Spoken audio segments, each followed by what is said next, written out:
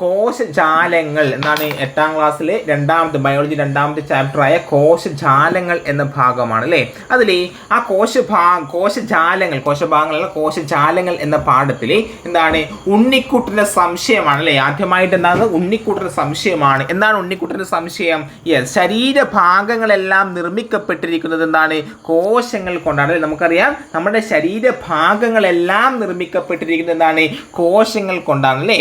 എന്നാൽ കണ്ണും മൂക്കും നാക്കും എല്ലാം വ്യത്യസ്തമാണല്ലോ എന്നാണ് ഉണ്ണിക്കുട്ടൻ്റെ സംശയം. ഓക്കെ അല്ലേ. അപ്പം എന്താണ് കോശങ്ങൾ എന്ന് പറഞ്ഞാൽ ജീവികളുടെ ഘടനാപരവും ജീവധർമ്മപരവുമായ അടിസ്ഥാന ഘടകമാണ് ഏതിടാ കോശം എന്ന് പറഞ്ഞാൽ. എന്താണ് ജീവികളുടെ ഘടനാപരവും ജീവധർമ്മപരവുമായ അടിസ്ഥാന ഘടകമാണ് ഏതിടാ കോശം അല്ലേ, കോശം. ഇനി എല്ലാ ജീവകോശങ്ങളും ഇതെന്താക്കുക ജസ്റ്റ് അറിഞ്ഞിരിക്കട്ടെ, ഇതൊരു ബേസ് ആണ്.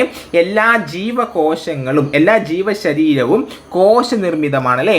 എല്ലാ ജീവശരീരവും ജീവനുള്ള എല്ലാത്തിൻ്റെയും ശരീരം നിർമ്മിച്ചിരിക്കുന്നത് കോശങ്ങൾ കൊണ്ടാണ്. എങ്കിൽ എൻ്റെ ചോദ്യം ഇതാണ്, PSC ഓൾറെഡി ചോദിച്ച ചോദ്യമാണ്. കോശത്തെക്കുറിച്ചുള്ള പഠനം അറിയപ്പെടുന്നതാണ്. കോശത്തിനെ കുറിച്ചുള്ള പഠനം അറിയപ്പെടുന്നത് പറഞ്ഞേ. കോശത്തെക്കുറിച്ചുള്ള പഠനം അറിയപ്പെടുന്നത് യെസ് അമ്മു എന്നാണ് സൈറ്റോളജി. കോശത്തെക്കുറിച്ചുള്ള പഠനം അറിയപ്പെടുന്നത് എന്താണ്? സൈറ്റോളജി ആണല്ലേ. കോശത്തെക്കുറിച്ചുള്ള പഠനം അറിയപ്പെടുന്നത് സൈറ്റോളജി. കോശത്തെക്കുറിച്ചുള്ള പഠനം അറിയപ്പെടുന്നതാണ് സൈറ്റോളജി. ഓക്കെ അല്ലേ. യെസ്. നമ്മുടെ മനുഷ്യ ശരീരത്തിൻ്റെ ഓരോ ഭാഗവും വിവിധ തരത്തിൽപ്പെട്ട കോടിക്കണക്കിന് കോശങ്ങൾ കൊണ്ടാണ് നിർമ്മിക്കപ്പെട്ടിരിക്കുന്നത് അല്ലേ. എന്താണ് നമ്മുടെ ശരീരത്തിൻ്റെ ഓരോ ഭാഗങ്ങളും വിവിധ തരം ഒരേ തരത്തിലുള്ള കോശങ്ങൾ കൊണ്ടാണോ? അല്ല അല്ലേ. വിവിധ തരത്തിൽ നമ്മുടെ ശരീരഭാഗം വിവിധ തരത്തിലുള്ള കോശങ്ങൾ കൊണ്ടാണ് നിർമ്മിച്ചിരിക്കുന്നത്. ഏതൊക്കെ കോശങ്ങൾ കൊണ്ടാണ്? നാഡീകോശങ്ങൾ, പേശികോശങ്ങൾ, രക്തകോശങ്ങൾ, അസ്ഥികോശങ്ങൾ എന്നിങ്ങനെ മനുഷ്യ ശരീരത്തിൽ 200ഓളം വ്യത്യസ്ത കോശങ്ങളുണ്ട് കേട്ടോ. അതും കൂടി ഒന്ന് അറിഞ്ഞിരിക്കണേ. SCRT 200ഓളം വ്യത്യസ്ത ഇനം കോശങ്ങൾ ഉണ്ട്. അപ്പം മനുഷ്യ ശരീരത്തിലെ ഓരോ ഭാഗവും വിവിധ തരത്തിൽപ്പെട്ട കോടിക്കണക്കിന് കോശങ്ങൾ കൊണ്ടാണ് നിർമ്മിച്ചിരിക്കുന്നത്. നാഡീകോശങ്ങൾ, പേശികോശങ്ങൾ, രക്തകോശങ്ങൾ, അസ്ഥികോശങ്ങൾ എന്നിങ്ങനെ മനുഷ്യരത്തിൽ 200ഓളം വ്യത്യസ്ത ഇനം കോശങ്ങളുണ്ട്. ഓക്കെ അല്ലേ. ഇത്രയും കാര്യങ്ങൾ ഓക്കെ അല്ലേടാ. യെസ്. അപ്പോൾ നമ്മൾ ചോദിച്ച ചോദ്യം എന്താണ്? കോശത്തെക്കുറിച്ചുള്ള പഠനം. എന്താണ് കോശത്തെക്കുറിച്ചുള്ള പഠനം? എന്താണ് കോശത്തെക്കുറിച്ചുള്ള പഠനം?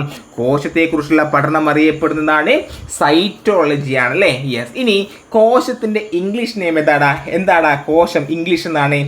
കോശത്തിൻ്റെ ഇംഗ്ലീഷ് എന്നാണ് യെസ് സെൽ അല്ലേ, സെൽ. അപ്പം സെൽ എന്ന ലാറ്റിൻ പദത്തിനർത്ഥം എന്താണെന്നറിയോ? സെൽ എന്ന ലാറ്റിൻ പദത്തിനർത്ഥം എന്താണ് അറിയ? സെൽ എന്ന ചെറിയ മുറി അല്ലേ ചിഞ്ചു? എന്താണ് ചെറിയ മുറി? നിമിത യെസ്, ചെറിയ മുറി. അപ്പം സെൽ എന്ന ലാറ്റിൻ പദത്തിനർത്ഥം എന്താണ്? ചെറിയ മുറി എന്നാണ്. എങ്കിൽ എൻ്റെ ചോദ്യം ഇതാണ്, കോശ സിദ്ധാന്തം ആവിഷ്കരിച്ചത് ആരാണ്? കോശ സിദ്ധാന്തം ആവിഷ്കരിച്ചത് ആരൊക്കെ ചേർന്നാണ്? കോശ സിദ്ധാന്തം ആവിഷ്കരിച്ചത് ആരൊക്കെ ചേർന്നാണ്? MJ സ്ലീഡനും പിന്നെ ആരൊക്കെയുണ്ട്? MJ സ്ലീഡനും തിയോഡർ ഷ്വാനും ആണ്. അപ്പം കോശ സിദ്ധാന്തം ആവിഷ്കരിച്ചത് എന്താണ്?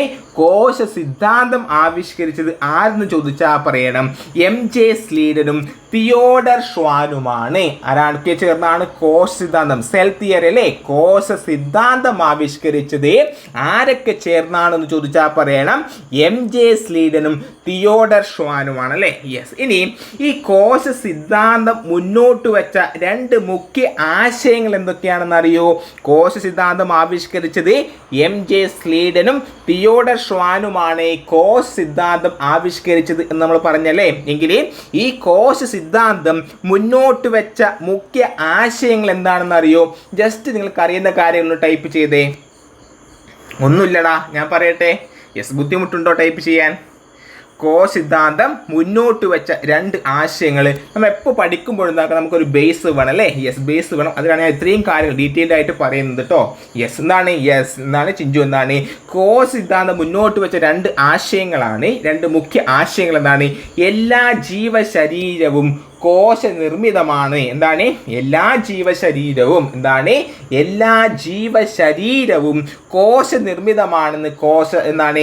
കോശ സിദ്ധാന്തം പറയുന്നു അല്ലേ. ഇനി ജീവികളുടെ ഘടനാപരവും ജീവധർമ്മപരവുമായ അടിസ്ഥാന ഘടകങ്ങളാണ് കോശങ്ങൾ. അപ്പം കോശ സിദ്ധാന്തം മുന്നോട്ട് വെച്ച രണ്ട് മുഖ്യ ആശയങ്ങളാണ്: എല്ലാ ജീവശരീരവും കോശങ്ങളാൽ നിർമ്മിതമാണ്.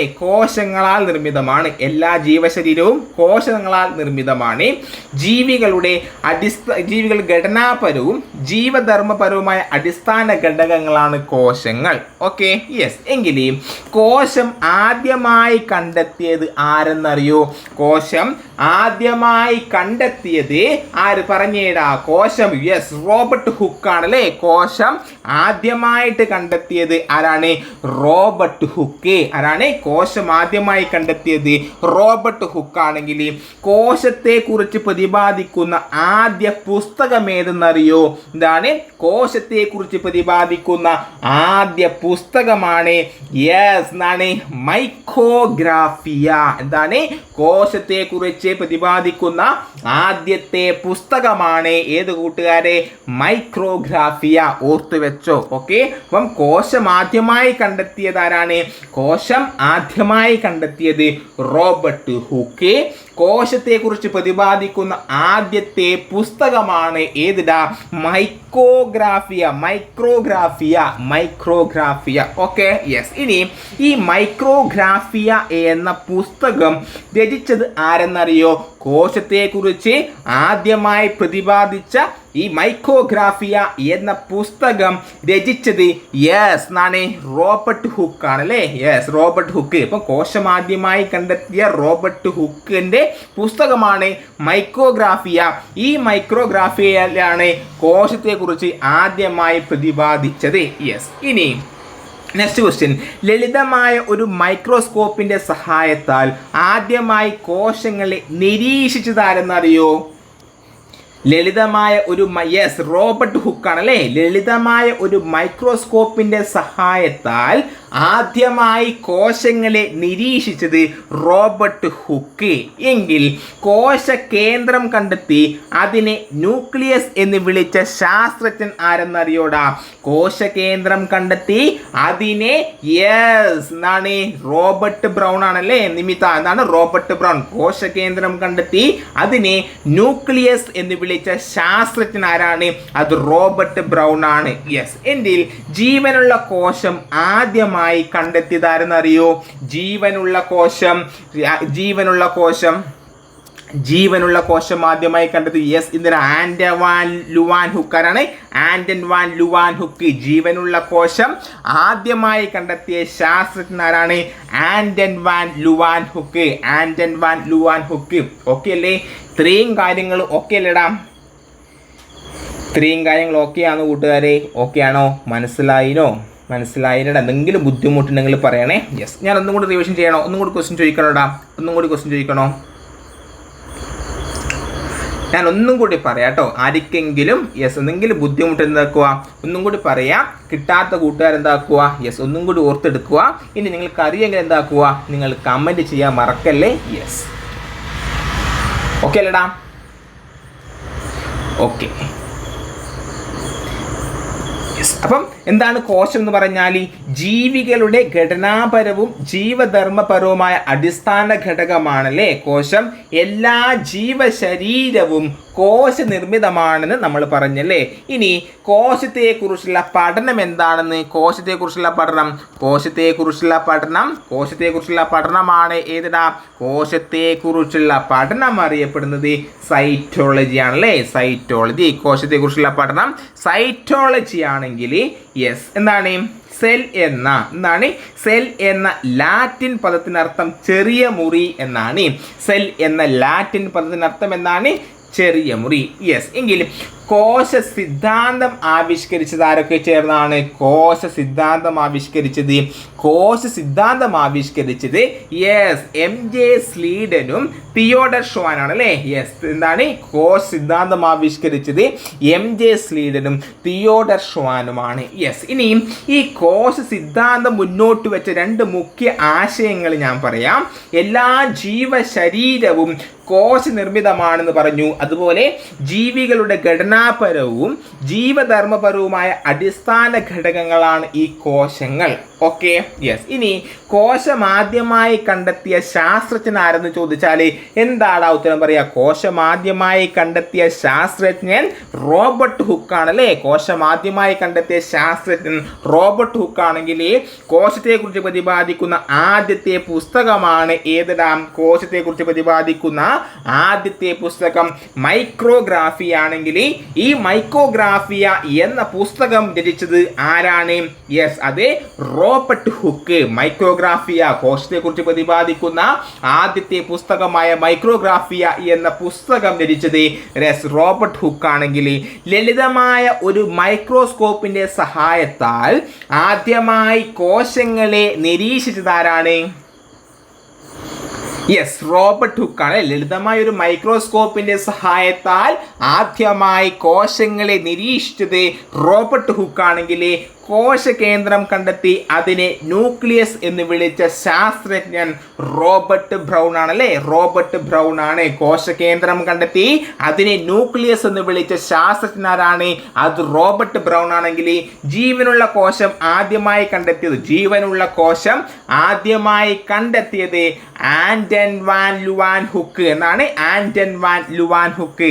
ജീവനുള്ള കോശം ആദ്യമായി കണ്ടെത്തിയത് ആന്റൺ വാൻ ലുവാൻ ഹുക്ക് ആണല്ലേ. യെസ്, ഇനിയും പ്രധാന കോശഭാഗങ്ങൾ ഏതൊക്കെയാണെന്ന് ചോദിച്ചാൽ പറയണം. അത് മർമ്മം, കോശദ്രവ്യം, കോശസ്തരം, കോശഭിത്തി, മൈറ്റോകോൺട്രിയ, ഫേനം. അതൊന്നും അത്ര ബൈഹാർട്ടായിട്ട് പഠിക്കേണ്ട ആവശ്യമില്ല കേട്ടോ. നമുക്ക് കൃത്യമായിട്ട് മറ്റൊരു ചാപ്റ്ററിൽ വളരെ വിശദമായിട്ട് പഠിക്കാനുണ്ട്. അതൊക്കെ നമുക്ക് വളരെ ഡീറ്റെയിൽഡ് ആയിട്ട് പഠിക്കാം. ഇപ്പോൾ ഓർത്തു വെക്കുക, പ്രധാന കോശം എന്ന് നിങ്ങൾക്ക് അറിയുന്നുണ്ടാകും. അപ്പം പ്രധാനപ്പെട്ട കോശഭാഗങ്ങളാണ് മർമ്മം, കോശദ്രവ്യം, കോശസ്തരം, കോശഭിത്തി ഉണ്ട്, അതുപോലെ തന്നെ മൈറ്റോകോൺട്രിയ, ഫേനം. Okay, yes. ഇനി ഒരു കോശം മാത്രമുള്ള ജീവികൾ എന്നറിയപ്പെടുന്നതാ? ഒരു കോശം, യെസ്, 10 യെസ്, 10ാം ക്ലാസ്സിൻ്റെ ബുക്കിലുണ്ട്. യെസ്, ഒരു കോശം മാത്രമുള്ള ജീവികൾ ഏകകോശ ജീവികൾ അല്ലേ. ഒരു കോശം മാത്രമുള്ള ജീവികളെ ഏകകോശ ജീവികൾ എന്ന് പറയുന്നു. എങ്കിൽ ഏകകോശ ജീവികൾക്ക് ഉദാഹരണം പറഞ്ഞേടാ. ഏകകോശ ജീവികൾക്ക് ഉദാഹരണമാണ് അമീബയുണ്ട്. പിന്നെ അതുപോലെ തന്നെ ഏകകോശ ജീവികൾക്ക് ഉദാഹരണം അമീബ, പാരമീസിയം, യുഗ്ലീന, ബാക്ടീരിയ. ഏകകോശ ജീവികൾക്ക് ഉദാഹരണം ഏതാണ്? അമീബയുണ്ട്, പിന്നെയോ പാരമീസിയം, യുഗ്ലീന, ബാക്ടീരിയ. അപ്പം ഒരു കോശം മാത്രമുള്ള ജീവികളെ ഏകകോശ ജീവികൾ എന്ന് പറയുന്നു. എങ്കിൽ ഒരു കോശം മാത്രമുള്ള ഏകകോശ ജീവികൾക്ക് ഉദാഹരണമാണ് അമീബ, പാരമീസിയം, യുഗ്ലീന, ബാക്ടീരിയ എന്നിവ. ഏകകോശ ജീവികൾക്ക് ഉദാഹരണം ഏതൊക്കെയാണ്? Amoeba, paramecium, euglena, bacteria. കിട്ടിയോ? ഏകകോശ ജീവികൾ ഇത് ചോദിക്കാറുണ്ട് കേട്ടോ. ഏകകോശ ജീവികൾ ഇത് ഉൾപ്പെടാത്തത് ഇതൊക്കെയാണെന്ന് PSC ചോദിക്കാറുണ്ട്. അപ്പം amoeba, paramecium, euglena, bacteria. Amoeba, paramecium, euglena, bacteria എന്നിവ ഏകകോശ ജീവികൾക്ക് ഉദാഹരണമാണ്. എങ്കിൽ 2 അതിലധികമോ കോശങ്ങൾ ഉള്ള ജീവികൾ അറിയപ്പെടുന്നതാണ് 2 ബഹുകോശ ജീവികൾ. ഗുഡ് എന്നാണ്. 2 അതിലധികമോ കോശങ്ങൾ ഉള്ള ജീവികളെ ബഹുകോശ ജീവികൾ എന്ന് പറയുന്നു. യെസ്, ബഹുകോശ ജീവികൾക്ക് ഉദാഹരണം എന്താണ്? സസ്യങ്ങളും ജന്തുക്കളും അല്ലേ. സസ്യങ്ങളും ജന്തുക്കളും ബഹുകോശ ജീവികൾക്ക് ഉദാഹരണമാണ്. ഏകകോശ ജീവികൾക്ക് ഉദാഹരണം ഏതൊക്കെയാണ്? Amoeba, paramecium, euglena, bacteria. Amoeba, paramecium, euglena, bacteria. ബഹുകോശ ജീവികൾക്ക് ഉദാഹരണമാണ് സസ്യങ്ങൾ, ജന്തുക്കൾ. എങ്കിൽ എൻ്റെ ചോദ്യം ഇതാണ്. ഓക്കെ അല്ലേ? ഇത്രയും കാര്യങ്ങൾ ഓക്കെ അല്ലേ കൂട്ടുകാരെ? എന്തെങ്കിലും മനസ്സിലാകാത്തുണ്ടോടാ? എന്തെങ്കിലും മനസ്സിലാവാത്ത കാര്യങ്ങളുണ്ടോ? പറഞ്ഞേ. മനസ്സിലാവുന്നില്ലേടാ? മനസ്സിലാവുന്നില്ലേ? യെസ്. ഇനി നമ്മുടെ മറ്റൊരു ക്വസ്റ്റ്യൻ ആണ്. ശിഷ്മ മനസ്സിലാവുന്നില്ലേ? ഓക്കെ ആണല്ലേ? യെസ്. എങ്കിൽ മനുഷ്യ ശരീരത്തിലെ ഏറ്റവും വലിയ കോശം ഏതെന്നറിയോ? നമ്മുടെ മനുഷ്യ ശരീരത്തിലെ ഏറ്റവും വലിയ കോശം ഏതാണ്? പറഞ്ഞേ. മനുഷ്യ ശരീരത്തിലെ ഏറ്റവും വലിയ കോശമാണ് ഏതാ? അണ്ഡം. ഇതാണ് മനുഷ്യ ശരീരത്തിലെ ഗുഡ്സ്. എന്താണ് മനുഷ്യ ശരീരത്തിലെ ഏറ്റവും വലിയ കോശം ഏതെന്ന് ചോദിച്ചാൽ പറയണം അണ്ഡമെങ്കിൽ. മനുഷ്യ ശരീരത്തിലെ ഏറ്റവും ചെറിയ കോശം ഏതെന്നറിയോ? മനുഷ്യ ശരീരത്തിലെ ഏറ്റവും ചെറിയ കോശം പുംബീജം. ഗുഡ് ചിഞ്ചു. എന്നാണ് പുംബീജം. മനുഷ്യത്തിലെ ഏറ്റവും വലിയ കോശം അണ്ഡമാണെങ്കിൽ മനുഷ്യത്തിലെ ഏറ്റവും ചെറിയ കോശം പുംബീജമാണ്. ഓക്കെ അല്ലേ? ഇനി നമ്മുടെ യെസ് ഓക്കെ അല്ലേ? യെസ്. ഇനി നമ്മുടെ ജന്തു ശരീരം എന്താണ് കോശങ്ങളാൽ നിർമ്മിതമാണെന്ന് കണ്ടെത്തിയത് ആരെന്നറിയോടാ? ജന്തു ശരീരം കോശങ്ങളാൽ നിർമ്മിതമാണെന്ന് കണ്ടെത്തിയത് ആരാണ്? യെസ്, തിയോഡർ ഷ്വാൻ ആണല്ലേ. എങ്കിൽ സസ്യ ശരീരം കലകളാൽ നിർമ്മിതമാണെന്ന് കണ്ടെത്തിയത് ആരാണ്? MJ Schleiden. അത് ഓർത്ത് വെച്ചോ. ജന്തു ശരീരം കലകളാൽ നിർമ്മിതമാണെന്ന് കണ്ടെത്തിയത് MJ സ്ലീഡനും സസ്യ ശരീരം കോശങ്ങളാൽ നിർമ്മിതമാണെന്ന് കണ്ടെത്തിയത് ആരാണ്? അത് ആരാണ്? എന്നാണ് ജന്തു ശരീരം തിയോഡർ ഷ്വാനും സസ്യശരീരം MJ സ്ലീഡനും. ഓർക്കണേ, തെറ്റിപ്പോകല്ലേ. യെസ്, അതും കൂടി ഓർത്ത് വെക്കണേ. യെസ്, എന്നാണ് ജന്തു ശരീരം തിയോഡർ ഷ്വാനും സസ്യശരീരം MJ സ്ലീഡനും. ഓക്കെ അല്ലേ? ഇപ്പോൾ ഓക്കെ അല്ലേടാ? ഓക്കെ അല്ലേ? യെസ്, ഓക്കെ ആണല്ലേ? ഇത്രയും കാര്യങ്ങൾ ഓക്കെ അല്ലേ? യെസ്. അപ്പം ഒരു കോശം മാത്രമുള്ള ജീവികളാണ് ഏകകോശ ജീവികൾക്ക് ഉദാഹരണമാണ് അമീബ, പാരമീസിയം, യുഗ്ലീന, ബാക്ടീരിയ. എങ്കിൽ ബഹുകോശ ജീവികൾക്ക് ഉദാഹരണമാണ് സസ്യങ്ങളും ജന്തുകോശങ്ങളും. മനുഷ്യത്തിലെ ഏറ്റവും വലിയ കോശമാണ് ഏതാ? മനുഷ്യത്തിലെ ഏറ്റവും വലിയ കോശം ഏതാണ്? അണ്ഡമാണല്ലേ. മനുഷ്യത്തിലെ ഏറ്റവും വലിയ കോശം അണ്ഡവും മനുഷ്യത്തിലെ ഏറ്റവും ചെറിയ കോശം ഏതാണ്? യെസ്, പുംബീജവുമാണ്. യെസ്, ഇത്രയും കാര്യങ്ങളൊക്കെ അല്ലേ? ഇനി അടുത്ത പോയിന്റിലേക്ക് കടന്നുകൂടെ അടുത്ത ഭാഗത്തിലേക്ക് കടന്നുകൂടെ? വിത്ത് കോശങ്ങളാണല്ലേ. എന്താണ് SCRT കൊടുത്ത കാര്യങ്ങൾ? എന്താണ്? വിത്ത് കോശങ്ങളാണ്. എന്താണ് വിത്ത് കോശങ്ങൾ എന്ന്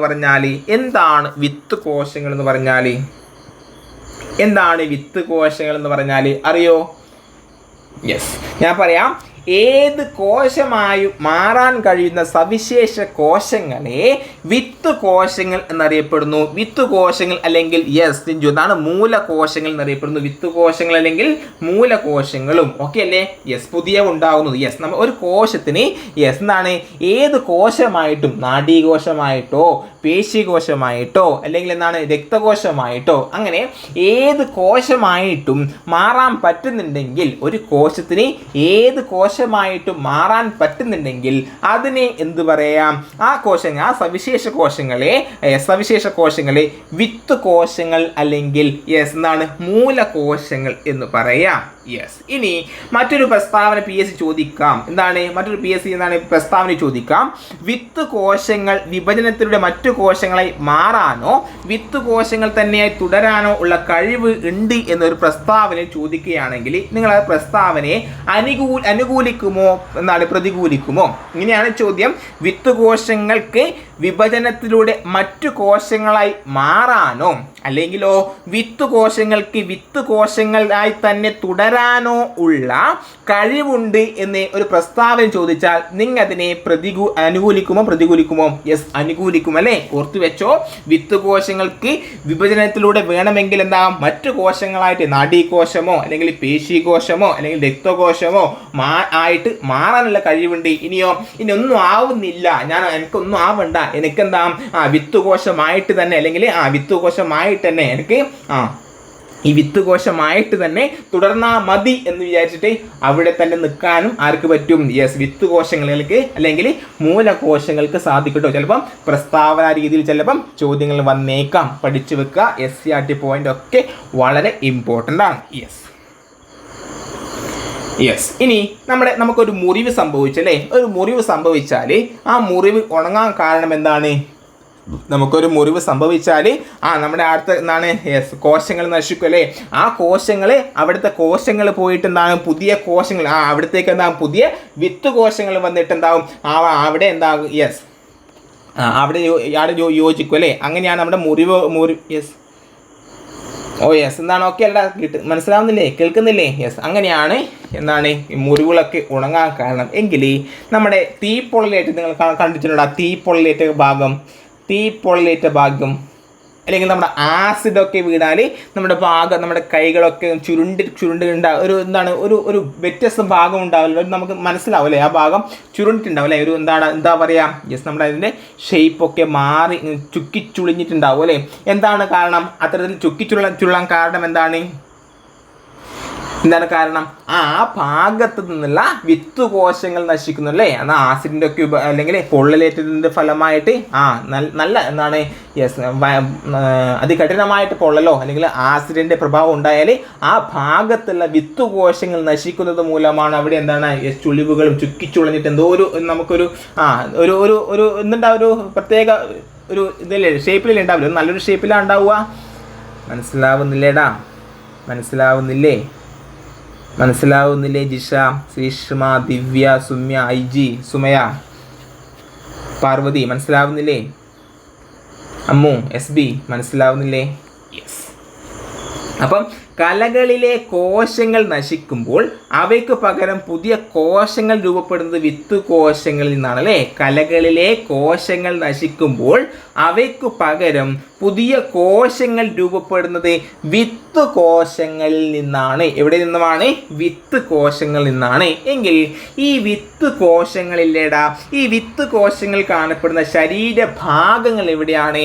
വിത്ത് കോശങ്ങൾ കാണപ്പെടുന്ന ശരീരഭാഗങ്ങൾ എവിടെയാണെന്നറിയോ? പറഞ്ഞേ.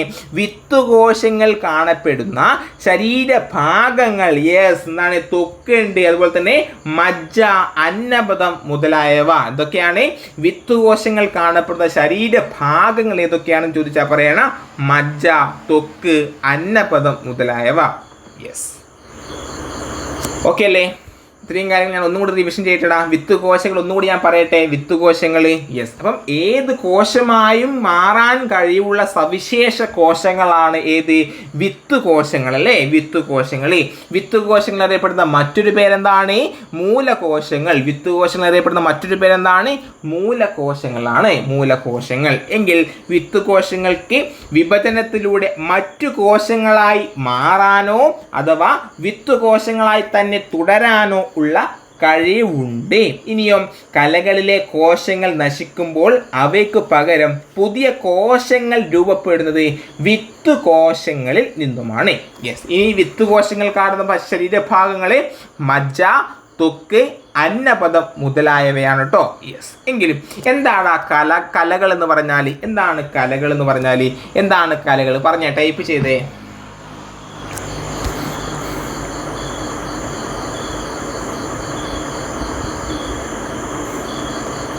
എന്താണ് കലകൾ അറിയോ? ഞാൻ പറയട്ടെ. ഒരേ കോശങ്ങളിൽ നിന്നും രൂപപ്പെടുന്നതും ഒരു പ്രത്യേക ധർമ്മം നിർവഹിക്കുന്നതുമായ കോശങ്ങളുടെ കൂട്ടമാണ് കലകൾ എന്ന് പറയുന്നത്. എന്താണ്? ഒരേ കോശങ്ങളിൽ നിന്നും രൂപപ്പെടുന്നതും ഒരു പ്രത്യേക ധർമ്മം നിർവഹിക്കുന്നതുമായ കോശങ്ങളുടെ കൂട്ടമാണ് കലകൾ. അതായത് ഒരേ ധർമ്മം നിർവഹിക്കുന്ന കോശങ്ങളുടെ കൂട്ടത്തെ എന്താണ്? ഒരേ ധർമ്മം നിർവഹിക്കുന്ന കോശങ്ങളുടെ കൂട്ടത്തെ എന്ത് പറയാം? കലകൾ അല്ലെങ്കിൽ ടിഷ്യൂ എന്ന് പറയാം. മനസ്സിലായോടാ? യെസ്, ഒരേ കോശങ്ങളിൽ നിന്ന് രൂപപ്പെടുന്നതും ഒരു പ്രത്യേക ധർമ്മം നിർവഹിക്കുന്നതുമായ കോശങ്ങളുടെ കൂട്ടമാണ് ഇത് കലകൾ അല്ലേ. യെസ്, ഒരു കല എന്ന് പറഞ്ഞാൽ കുറേ കോശങ്ങളുടെ കൂട്ടമാണ്. ഒരു കല ഒരു പ്രത്യേക ധർമ്മം നിർവഹിക്കും. മറ്റൊരു കലയാണെങ്കിലോ ഒരു പ്രത്യേക ധർമ്മം നിർവഹിക്കും. ഓക്കെ അല്ലേ? യെസ്. നമുക്കിനി പഠിക്കാനുള്ള ജന്തുകലകളാണ് അല്ലേ. ജന്തുകലകൾ അതിൽ ഫസ്റ്റ് നമുക്ക് പഠിക്കേണ്ടത് ആവരണക്കലയാണ്. ആവരണക്കലകളെ കുറിച്ചാണ്. ഇനി നമ്മുടെ ശരീരത്തെ പൊതിഞ്ഞ് സംരക്ഷിക്കുന്ന കല ഏത് എന്ന് ചോദിച്ചാൽ ഏതാ പറയാ? നമ്മുടെ ശരീരത്തെ പൊതിഞ്ഞ് സംരക്ഷിക്കുന്ന കല എന്നറിയപ്പെടുന്നു ആവരണകല എന്നറിയപ്പെടുന്നല്ലേ. ആവരണകല. എങ്കിൽ അന്നപദത്തിന്റെ ഉൾഭിത്തിയെ ആവരണം ചെയ്തിരിക്കുന്ന കല ഏതാണ്? യെസ്, അതും ആവരണകലയാണ്. അന്നപദത്തിന്റെ ഉൾഭിത്തിയെ സംരക്ഷിക്കുന്ന, ആവരണം ചെയ്ത് സംരക്ഷിക്കുന്ന കലയാണ് ഏത്? ആവരണകല. അപ്പം ശരീരത്തെ പൊതിഞ്ഞ് കാണപ്പെടുന്നു. ആവരണകലയുടെ പ്രത്യേകത എന്താണ്? ശരീരത്തെ പൊതിഞ്ഞ് സംരക്ഷിക്കുന്നു, അന്നപദത്തിന്റെ ഉൾഭിത്തിയെ ആവരണം ചെയ്യുന്നു. എന്താണ്? യെസ്, ആവരണകലയാണ്. ഇനി ഈ ആവരണ കലകളുടെ ധർമ്മം എന്താണെന്ന് അറിയോ? സംരക്ഷണം, ആകിരണം, സ്രവങ്ങളുടെ ഉൽപാദനം എന്നീ ധർമ്മങ്ങൾ നിർവഹിക്കുന്ന എന്താണ് ജന്തുകല ഏത് എന്ന് ചോദിച്ചാൽ ഏതാടാ പറയാ? എന്താണ്? സംരക്ഷണം, എന്താണ് സംരക്ഷണം, ആകിരണം, സ്രവങ്ങളുടെ ഉൽപാദനം എന്നീ ധർമ്മങ്ങൾ നിർവഹിക്കുന്ന ജന്തുകല ഏതെന്ന് ചോദിച്ചാൽ പറയണം അത് ആവരണകല അല്ലെങ്കിൽ എപ്പിത്തീലിയൽ ടിഷ്യൂസ് എന്നാണ്. ആവരണകല അല്ലെങ്കിൽ എപ്പിത്തീലിയൽ ടിഷ്യൂസ് എന്ന് പറയാം. ഓക്കെ അല്ലേ? അപ്പം ആവരണകല എന്താണ്? ആവരണകല ഞാൻ ഒന്നുകൂടി ആവർത്തിക്കാം. ശരീരത്തെ പൊതിഞ്ഞ് സംരക്ഷിക്കുന്നു, അന്നപദത്തിന്റെ ഉൾഭിത്തിയിൽ ആവരണം ചെയ്യുന്നു. അതുപോലെ ഈ ആവരണകലയുടെ ധർമ്മം എന്താണ്? സംരക്ഷണം, ആകിരണം, സ്രവങ്ങളുടെ ഉൽപാദനം എന്നീ ധർമ്മങ്ങൾ നിർവഹിക്കുന്നതാണ് ആവരണകലയാണ്. യെസ്, ഇത്രയും കാര്യങ്ങൾ ഓക്കെ അല്ലടാ? ഇത്രയും കാര്യങ്ങൾ ഓക്കെ ആണോ കൂട്ടുകാരെ? പറഞ്ഞേ, ഇത്രയും കാര്യങ്ങൾ ഓക്കെ ആണോ? ഓക്കെ ആണല്ലേ? യെസ്, എങ്കിൽ അടുത്ത ചോദ്യം ചോദിക്കട്ടെ. ശാരീരിക പ്രവർത്തനങ്ങളെ നിയന്ത്രിക്കുകയും ഏകോപിപ്പിക്കുകയും ചെയ്യുന്ന ജന്തുകല ഏത് എന്ന് ചോദിച്ചാൽ ഏതാണ് ഉത്തരം പറയാം? ശാരീരിക പ്രവർത്തനങ്ങളെ നിയന്ത്രിക്കുകയും ഏകോപിപ്പിക്കുകയും ചെയ്യുന്ന ജന്തുകല ഏതാണ്? നാഡീകലയാണ് അല്ലേ? ഗുഡ്സ്, എല്ലാവരും ശരിക്കും പറയുന്നതാണ് നാഡീകല. ശാരീരിക പ്രവർത്തനങ്ങളെ നിയന്ത്രിക്കുകയും ഏകോപിപ്പിക്കുകയും ചെയ്യുന്ന ജന്തുകല ആണ് ഏത്? നാഡീകല. യെസ്, എങ്കിൽ ശരീരത്തിനകത്തും പുറത്തും ഉണ്ടാകുന്ന മാറ്റങ്ങൾ തിരിച്ചറിഞ്ഞ് നമ്മുടെ ശരീരത്തെ പ്രതികരിക്കാൻ സഹായിക്കുന്നത് ആരാണ്? അത് നാഡീകലയാണ്. ആരാണ്? നാഡീകല. നമ്മുടെ ശരീരത്തിനകത്തും പുറത്തും ഉണ്ടാകുന്ന മാറ്റങ്ങളെ തിരിച്ചറിഞ്ഞ് നമ്മളെ പ്രതികരണത്തിന് നമ്മളെ സഹായിക്കുന്നത് നാഡീകലയാണ് അല്ലേ? നാഡീകലയാണ്. യെസ്, ഇനി ഓക്കെ അല്ലേ? നാഡീകല ഒന്നുകൂടി ആവർത്തിക്കണോ? ഞാൻ പറയാം. നാഡീകല യെസ് എന്നാണ് ശാരീരിക പ്രവർത്തനങ്ങളെ നിയന്ത്രിക്കുകയും ഏകോപിപ്പിക്കുകയും ചെയ്യുന്നതിന് സഹായിക്കുന്നു. അതുപോലെ ശരീരത്തിനകത്തും പുറത്തും ഉണ്ടാകുന്ന മാറ്റങ്ങൾ തിരിച്ചറിഞ്ഞ് പ്രതികരിക്കാൻ സഹായിക്കുന്ന ജന്തുകലയാണ് ഇത് നാഡീകല. ഇനി സങ്കോചിക്കാനും പൂർവസ്ഥിതി പ്രാപിക്കാനും കഴിവുള്ള കോശങ്ങൾ അടങ്ങിയിരിക്കുന്ന കല ഏതാടാ? സങ്കോചിക്കാനും പൂർവസ്ഥിതി പ്രാപിക്കാനും കഴിവുള്ള കോശങ്ങൾ അടങ്ങിയിരിക്കുന്ന കലയാണ് യെസ് അമ്മു പേശീകല അല്ലേ? പേശീകല എന്താണ്? സങ്കോചിക്കാനും പൂർവസ്ഥിതി പ്രാപിക്കാനും കഴിവുള്ള കോശങ്ങൾ അടങ്ങിയിരിക്കുന്ന എവിടെയാണ്? പേശീകലകളിലാണ് അല്ലേ? അപ്പം ശരീരചലനം സാധ്യമാക്കുന്ന കലകളാണ് ഇത് പേശീകല. നമ്മുടെ ശരീരത്തിൽ നമ്മുടെ കൈയും കാലൊക്കെ നമുക്ക് അനക്കാനും നടക്കാനൊക്കെ സാധിക്കുന്നത് ഈ പേശീകലകളുടെ പ്രവർത്തനം മൂലമാണ്. സങ്കോചിക്കാനും പൂർവസ്ഥിതി പ്രാപിക്കാനും കഴിവുള്ള കോശങ്ങൾ ഈ പേശീകലകളിൽ അടങ്ങിയിരിക്കുന്നു. അതുപോലെ ശരീരങ്ങൾ ചലിപ്പിക്കാൻ നമുക്ക് സഹായിക്കുന്നത് ആരാണ്? യെസ്, ഇത്തരം പേശീകലകളാണ്. മനസ്സിലാവുന്നില്ലേടാ? മനസ്സിലാവുന്നില്ലേ? എന്തെങ്കിലും ബുദ്ധിമുട്ടുണ്ടെങ്കിൽ പറയാട്ടോ. ഓക്കെ ആണല്ലേ? യെസ്, ഇനി എന്താണ് യോജക കല എന്ന് പറഞ്ഞാൽ? കണക്റ്റീവ് ടിഷ്യൂസ് എന്ന് പറഞ്ഞാൽ യോജക കല എന്ന് പറഞ്ഞാൽ എന്താണ്? ഞാൻ പറയാം. യോജക കല എന്ന് പറഞ്ഞാൽ മറ്റു കലകളെ പരസ്പരം ബന്ധിപ്പിക്കുകയോ അവയ്ക്ക് താങ്ങായി വർത്തിക്കുകയോ ചെയ്യുന്ന കലകളാണ് യോജക കലകൾ എന്ന് പറയുന്നത്. എന്താണ്? മറ്റു കലകളെ പരസ്പരം ബന്ധിപ്പിക്കുകയോ അവയ്ക്ക് താങ്ങായി വർത്തിക്കുകയോ ചെയ്യുന്ന കലകളെ യോജക കലകൾ എന്ന് പറയുന്നു. Okay, yes. അപ്പം എന്താണ്? ഗുഡ്സ് എന്നാണ് എല്ലാവരും പറയുന്നുണ്ടല്ലേ? ചിഞ്ചു, ഇന്ദിര, അത് എന്താണ് യോജക കല എന്ന് പറഞ്ഞാൽ? ഈ മറ്റു കലകളെ പരസ്പരം ബന്ധിപ്പിക്കുകയോ യോജക കലകൾ PSC ചോദിക്കാറുണ്ട് കേട്ടോ. PSCയുടെ ഇഷ്ട ടോപ്പിക്കാണ്. ഈ ഭാഗത്തു നിന്നും ഏറ്റവും കൂടുതൽ ചോദ്യങ്ങൾ ഈ യോജക കലയിൽ നിന്നും വന്നിട്ടുണ്ടല്ലേ? Yes SB. യെസ്, എന്താണ് ഈ യോജക കല? എന്താണ് ഞാൻ പറയാം കേട്ടോ. ഉദാഹരണം ഞാൻ പറയാം. യോജക കലക്ക് ഉദാഹരണം വളരെ ഇമ്പോർട്ടൻ്റ് ആണ്. PSC ചോദിക്കാറുണ്ട്.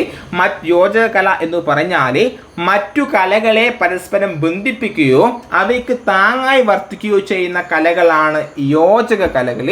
ഈ യോജക കലകൾക്ക് ഉദാഹരണമാണ് അസ്ഥി, തരുണാസ്ഥി, നാരുകല, രക്തം മുതലായവ. ഇതൊക്കെയാണ് അസ്ഥി, തരുണാസ്ഥി, നാരുകല, രക്തം എന്നിവ യോജകകലയ്ക്ക് ഉദാഹരണമാണ്. ഓക്കെ, PYQ ആണ്. യെസ്, എന്താണ് യോജകകല? എന്താണ്? യെസ്, അസ്ഥി, തരുണാസ്ഥി, നാരുകല, രക്തം എന്നിവ യോജകകലക്ക് ഉദാഹരണമാണ്. യെസ്, നമ്മുടെ ഈ ലൈബ്രറിയിലെ എല്ലാ കൂട്ടുകാരും പഠിച്ചോ? യോജകകലക്ക് ഉദാഹരണം എല്ലാവരും പഠിച്ചോടാ. എല്ലാവരും പഠിക്കണേ. ഈ ക്ലാസ് തന്നെ പഠിക്കാട്ടോ, ക്ലാസ് തന്നെ പഠിക്കുക. എന്താണ്? യെസ്, യോജകകലക്ക് ഉദാഹരണമാണ് അസ്ഥി. ഞാൻ എത്ര തവണ വേണം നിങ്ങൾക്ക് ആവർത്തിക്കാട്ടോ? ഞാൻ ആവർത്തിക്കുന്നില്ലടാ, ഓൾറെഡി ഞാൻ എത്രയോ തവണ ആവർത്തിക്കുന്നില്ലേ? യെസ്, നമ്മുടെ ക്ലാസ് ലൈവിൽ നിൽക്കുന്ന എല്ലാ കൂട്ടുകാർക്കും ഈ ക്ലാസ് കഴിഞ്ഞിട്ടാകുമ്പോൾ ഈ ഭാഗങ്ങൾ യെസ് മനഃപ്പാഠമാകണം എന്ന് ഞാൻ വിചാരിച്ചാണ് ഞാൻ ഇത്രയും തവണ ആവർത്തിക്കുന്നത്. ഓക്കെ അല്ലേ? റിപ്പീറ്റേഷൻ മസ്റ്റ് ആണ്. യെസ്, അപ്പം യോജകകല എന്ന് പറഞ്ഞാൽ എന്താണ്? മറ്റു കലകളെ പരസ്പരം ബന്ധിപ്പിക്കുകയോ അവയ്ക്ക് താങ്ങായി വർത്തിക്കുകയോ ചെയ്യുന്ന കലകളെ യോജക കലകൾ എന്ന് പറയുന്നു. ഈ യോജക കലകൾക്ക് ഉദാഹരണമാണ് അസ്ഥി, തരുണാസ്ഥി, നാരുകല, രക്തം മുതലായവ തുടങ്ങിയവ. ഓക്കെ അല്ലേ? യെസ്. ഇനി PSC ഇങ്ങനെ ചോദിക്കാം, ശരീരത്തിന് താങ്ങും സംരക്ഷണവും ആകൃതിയും നൽകുന്ന യോജക കലകൾ ഏതാണ്? ശരീരത്തിന് താങ്ങും സംരക്ഷണവും ആകൃതിയും നൽകുന്ന യോജക കലകൾ ഏതാണ്? യെസ്, അതെ ഇന്ദിര, യോജക കലകളിൽ ഏതാണ് ശരീരത്തിന് താങ്ങും സംരക്ഷണവും ആകൃതിയും നൽകുന്ന യോജക കലകൾ? അറിയോ? എൻ്റെ ചോദ്യം ഇതാണ്. അസ്ഥിയും തരുണാസ്ഥിയുമാണ്. PSC ചോദ്യം ഇങ്ങനെയാണ്, ശരീരത്തിന് താങ്ങും സംരക്ഷണവും ആകൃതിയും നൽകുന്ന യോജക കലകളാണ് ഏതാ? അസ്ഥിയും തരുണാസ്ഥിയും. ഏതാണ്? അസ്ഥിയും തരുണാസ്ഥിയും. എങ്കിൽ ശരീരത്തിൻ്റെ ചലനത്തിന് സഹായിക്കുന്ന യോജക കലകൾ ഏതൊക്കെയാണ്? ശരീരത്തിൻ്റെ ചലനത്തിന് സഹായിക്കുന്ന യോജക കലകൾ ഏതാണ്? യെസ്, അതും അസ്ഥിയും തരുണാസ്ഥിയും. തെറ്റിപ്പോകല്ലേ. PSC ഇങ്ങനെയാണ് ചോദിക്കുക, ശരീരത്തിന് താങ്ങും സംരക്ഷണവും ആകൃതിയും നൽകുന്ന യോജക കലകൾ ഏതാണ്? അത് അസ്ഥിയും തരുണാസ്ഥിയുമാണ്. ഇതേ അസ്ഥിയും തരുണാസ്ഥിയും ഉത്തരം വരുന്ന ഒരു ചോദ്യമാണ്, ശരീരത്തിന്റെ ചലനത്തിന് സഹായിക്കുന്ന യോജക കലകളാണ് ഏതാ? അസ്ഥിയും തരുണാസ്ഥിയും. എങ്കിൽ മറ്റൊരു ക്വസ്റ്റ്യൻ ആണ്, ഇതര കലകളെ ബന്ധിപ്പിക്കുന്ന യോജക കലകൾ ഏതാണ്?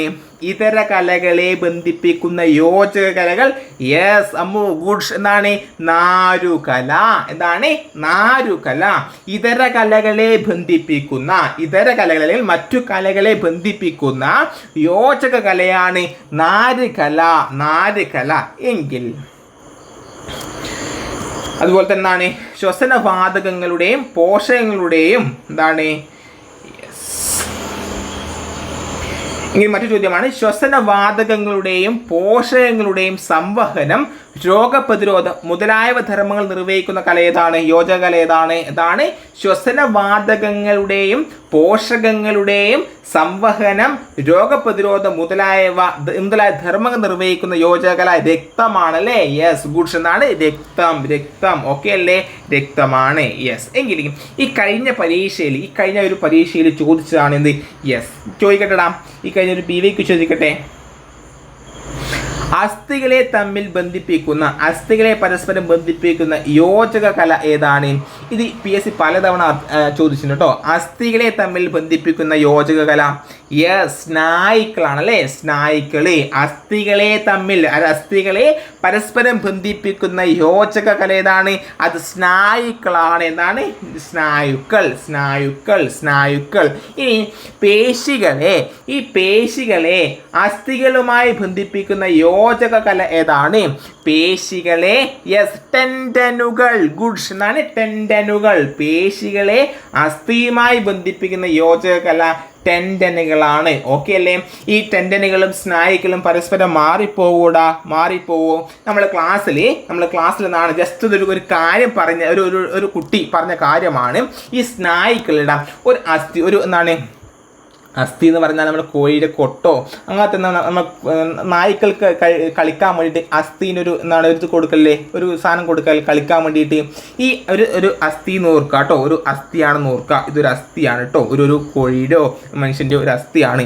ഈ അസ്ഥീൻ്റെ രണ്ട് ഭാഗത്തും ഓരോ നായ്ക്കൾ എന്നാണ്, ഓരോ നായ്ക്കൾ ഇങ്ങനെ കടിച്ച് നിൽക്കുന്നുണ്ട് നായ്ക്കൾ. ഓക്കെ അല്ലേ, ജസ്റ്റ് നോർക്കാൻ വേണ്ടിയിട്ടാണ് ഈ നായ്ക്കൾ എന്ന് ജസ്റ്റ് എൻ്റെ ഒരു ഇതാണ്, അല്ലെങ്കിൽ ഒരു കുട്ടി നമ്മുടെ ക്ലാസ്സിലെ ഒരു കുട്ടി പറഞ്ഞൊരു ഇതാണ് കേട്ടോ.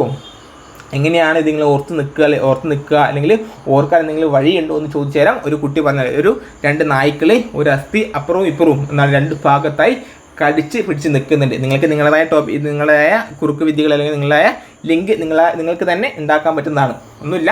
ഞാൻ പറയാം, അസ്ഥികളെ പരസ്പരം ബന്ധിപ്പിക്കുന്ന യോജക കല ഏതാണ്? അസ്ഥികളെ പരസ്പരം ബന്ധിപ്പിക്കുന്ന യോജക കല ഏതാണ്? പറഞ്ഞേടാ. കേൾക്കുന്നില്ലേ ബിൻസി, ജിതുരാജ്, ശ്രീശ്രീ, ദിവ്യ, അനിത ഉണ്ടല്ലേ? യെസ്, അസ്ഥികളെ പരസ്പരം ബന്ധിപ്പിക്കുന്ന യോജക കല ഏതാണ്? അത് സ്നായുക്കളാണ്. എങ്കിൽ പേശികളെ അസ്ഥികളുമായി ബന്ധിപ്പിക്കുന്ന യോജക കല ഏതാണ്?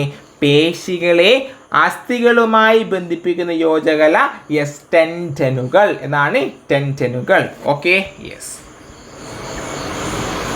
ഇനി മറ്റൊരു ക്വസ്റ്റ്യൻ ആണ്, കണ്ണുകളെയും വൃക്കകളെയും തൽസ്ഥാനത്ത് ഉറപ്പിച്ചു നിർത്തുന്ന യോജക കലകൾ ഏതാണ്?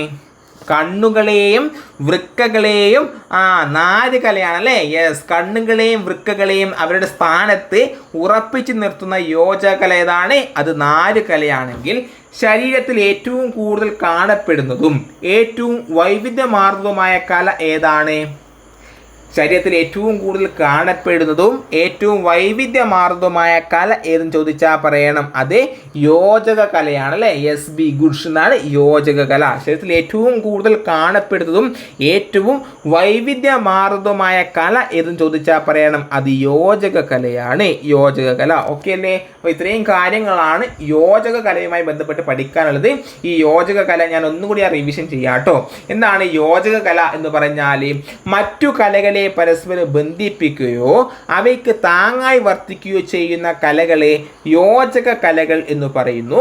ഈ യോജക കലകൾക്ക് ഉദാഹരണമാണ് ഇത് അസ്ഥി, തരുണാസ്ഥി, നാരുകല എന്നിവ. അസ്ഥി, തരുണാസ്ഥി, നാരുകല എന്നിവ. ഓക്കെ അല്ലേ? ഇതിൻ്റെ PDF ഞാൻ തരാട്ടോ, നമ്മുടെ ഗ്രൂപ്പിൽ, ടെലഗ്രാം ഗ്രൂപ്പിൽ ഇതിൻ്റെ PDF ഞാൻ ഇട്ട് തരാട്ടോ. അപ്പം അസ്ഥി, തരുണാസ്ഥി, രക്തം തുടങ്ങിയവയാണ് ഏത്? യോജക കലകൾക്ക് ഉദാഹരണം അല്ലേ? എങ്കിൽ ശരീരത്തിന് താങ്ങും സംരക്ഷണവും ആകൃതിയും നൽകുന്ന യോജക കല ഏതാണ്? അത് അസ്ഥിയും തരുണാസ്ഥിയുമാണ്. എങ്കിൽ മറ്റൊരു ചോദ്യം ഇങ്ങനെ ചോദിക്കാം, ശരീരത്തിൻ്റെ ചലനത്തിന് സഹായിക്കുന്ന യോജക കലകൾ ഏതൊക്കെയാണ്? ശരീരത്തിൻ്റെ ചലനത്തിന് സഹായിക്കുന്ന യോജക കലകൾ ഏതൊക്കെയാണെന്ന് ചോദിച്ചാൽ പറയണം, ഏതിടാ? അത് അസ്ഥിയും തരുണാസ്ഥിയുമാണ്. ഏതാണ്? അസ്ഥിയും തരുണാസ്ഥിയും. ശരീരത്തിൻ്റെ ചലനത്തിന് സഹായിക്കുന്ന യോജക കല ഏതൊക്കെയാണ്? അസ്ഥിയും തരുണാസ്ഥിയും. എങ്കിൽ ഇതര കലകളെ ബന്ധിപ്പിക്കുന്ന യോജക കലകളാണ് ഏത്? ഇതര കലകളെ ബന്ധിപ്പിക്കുന്ന യോജക കലകളാണ് നിമിത. യെസ്, നാരുകല അല്ലേ? നാരുകല. എങ്കിൽ ശ്വസനവാതകങ്ങളുടെയും പോഷകങ്ങളുടെയും സംവഹനം, രോഗപ്രതിരോധം മുതലായവ ധർമ്മങ്ങൾ നിർവഹിക്കുന്നതാണ് രക്തമാണല്ലേ? രക്തം. എങ്കിൽ പേശികളെ അസ്ഥികളുമായി ബന്ധിപ്പിക്കുന്ന യോജക കല PS എത്രയോ തവണ ചോദിച്ചു എന്നാണ്. ടെൻഡനുകളും എന്നാണ് സ്നായുക്കളും PS ഓൾറെഡി ചോദിച്ചിട്ടുണ്ട്. എത്രയോ തവണ ആവർത്തി ചോദ്യമാണ് ഇത് സ്നായുക്കൾ. ഈ സ്നായുക്കൾ ഈ കഴിഞ്ഞ അടുത്തൊരു പരീക്ഷയും ചോദിച്ചു. അപ്പം പേശികളെ അസ്ഥികളുമായി ബന്ധിപ്പിക്കുന്ന യോജക കല ടെൻഡനുകൾ എന്നറിയപ്പെടുന്നു. എങ്കിൽ അസ്ഥികളെ പരസ്പരം ബന്ധിപ്പിക്കുന്ന യോജക കലയെ സ്നായുക്കൾ എന്ന് പറയുന്നു. എങ്കിൽ കണ്ണുകളുടെയും വൃക്കകളെയും തൽസ്ഥാനത്ത് ഉറപ്പിച്ചു നിർത്തുന്ന യോജക കലകളാണ് ഇതിടാ നാരുകലകൾ. കണ്ണുകളെയും വൃക്കകളെയും തൽസ്ഥാനത്ത് ഉറപ്പിച്ചു നിർത്തുന്ന യോജക കലകളാണ് ഇത് നാരുകലകൾ. എങ്കിൽ ശരീരത്തിൽ ഏറ്റവും കൂടുതൽ കാണപ്പെടുന്നതും ഏറ്റവും വൈവിധ്യമാർന്നതുമായ കല ഏതെന്ന് ചോദിച്ചാൽ പറയണം, അത് ഏതാടാ? അത് യോജക കല. ഏതാണ്? യോജക കലയാണ്. യെസ്. ഓക്കെ അല്ലേ? ഇത്രയും കാര്യങ്ങൾ ഓക്കെ അല്ലേ? യെസ്. ഇനി നമ്മൾ ടെസ്റ്റ് എന്നിട്ട് എന്താണ്, സസ്യകലകളെ കുറിച്ച് പഠിക്കാൻ. ജന്തുക്കളെ നമ്മൾ കുറിച്ച് പഠിച്ചു. ഇനി സസ്യകലകളെ കുറിച്ച് പഠിക്കാൻ തന്നെ നമുക്ക് നോക്കാം. സസ്യകലകളെ ഏറ്റവും പ്രധാനപ്പെട്ട പോയിന്റുകൾ എന്തൊക്കെയാണെന്ന് നമുക്ക് ചർച്ച ചെയ്യാം അല്ലേ? യെസ്. ഇനി സസ്യങ്ങളിൽ കാണ്ഡത്തിൻ്റെയും വേരിൻ്റെയും അഗ്രസ്ഥാനങ്ങളിൽ കാണപ്പെടുന്ന പ്രത്യേക കോശങ്ങളെ എന്ത് പറയാം? യെസ്, SB എന്നാണ് മെരിസ്റ്റമിക കോശങ്ങൾ എന്ന് പറയാം. എന്താണ്? സസ്യങ്ങളിൽ കാണ്ഡത്തിൻ്റെയും വേരിൻ്റെയും അഗ്രഭാഗങ്ങളിൽ കാണപ്പെടുന്ന പ്രത്യേക കോശങ്ങളെ മെരിസ്റ്റമിക കോശങ്ങൾ എന്ന് പറയുന്നു. എന്ത് പറയുന്നു? മെരിസ്റ്റമിക കോശങ്ങൾ എന്ന് പറയുന്നു. യെസ്. ഇനി ഈ മെരിസ്റ്റമിക കോശങ്ങളുടെ ത്വരിതഗതിയിലുള്ള വിഭജനമാണ് സസ്യവളർച്ചയ്ക്ക് കാരണമാകുന്നത്. സസ്യങ്ങൾ വളർന്നത് എങ്ങനെയാണ്? യെസ്, കാണ്ഡത്തിൻ്റെയും വേരിൻ്റെയും അഗ്രങ്ങളിൽ കാണപ്പെടുന്ന ഈ മെരിസ്റ്റമിക കോശങ്ങളെ ത്വരിതഗതിയിലുള്ള വിഭജനത്തിലൂടെ സസ്യവളർച്ച സാധ്യമാകുന്നു. യെസ്. മെരിസ്റ്റമിക കലകളിൽ നിന്നാണ് വിവിധ ഇനം സസ്യകലകൾ രൂപപ്പെടുന്നത്. ഇനി വിവിധ തരം സസ്യകലകൾ ഏതൊക്കെയാണ്? PS ചോദിക്കാറുണ്ട്. ഇതും വളരെ ഇമ്പോർട്ടൻ്റ് ആണ്. Parenchyma, collenchyma, sclerenchyma, xylem, phloem എന്നിവയാണ് വിവിധ തരം സസ്യകലകൾ. ഓക്കെ അല്ലേ? അപ്പം വിവിധ തരം സസ്യകലകൾ ഏതൊക്കെയാണ് ഇന്നത്തെ ഇമ്പോർട്ടൻ്റ് അല്ല. ഈ പാരങ്കൈമ, കോളങ്കൈമ അത് ഡീറ്റെയിൽ പഠിക്കണം. ഇതിൻ്റെ പേരുകൾ അത്രയും ചോദിക്കാറൊന്നുമില്ല കേട്ടോ. അപ്പം വിവിധ ഇനം സസ്യകലകൾ ഏതൊക്കെയാണ്?